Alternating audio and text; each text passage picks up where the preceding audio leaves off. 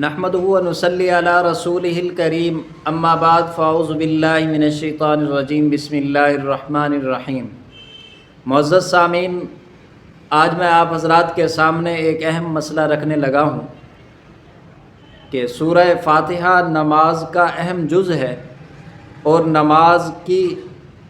نمازی کی تین حالتیں ہوں گی، ایک امام، دوسرا منفرد یا مقتدی۔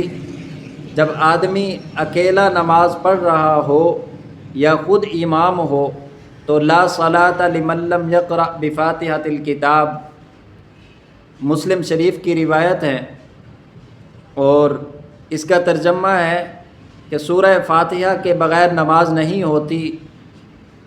اس حدیث کو پیش نظر رکھتے ہوئے سورہ فاتحہ پڑھے گا، اور اگر مقتدی ہے تو امام کے پیچھے سورہ فاتحہ یا کوئی اور قرات نہیں کرے گا، اس لیے کہ آپ علیہ الصلاۃ والسلام نے فرمایا کہ جس شخص کا امام ہو تو امام کی قرات ہی مقتدی کی قرات ہے، لہٰذا امام کے پیچھے قرات نہیں کرنی چاہیے، بلکہ قرآن پاک کے اس حکم کو مد نظر رکھتے ہوئے وَإِذَا قُرِئَ الْقُرْآنُ فَاسْتَمِعُوا لَهُ وَأَنصِتُوا لَعَلَّكُمْ تُرْحَمُونَ۔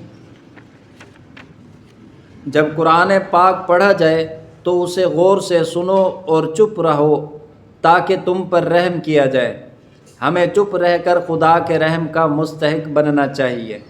اس کے ساتھ ہی ایک اور فائدہ بیان کر دوں کہ غیر المغضوب علیہم ولا الضالین، اس سے مراد یہود و نصارہ ہیں۔ یہود کی نسبت یہوذا ابن یعقوب کی طرف ہے۔ پھر عربی لغت میں یہ لفظ زال سے دال کے ساتھ معروف ہو کر یہود بنا، اور نصارہ ملک شام کی بستی ناصرہ کی طرف منسوب ہے، کیونکہ عیسائیوں کا دین وہاں سے چلا تھا۔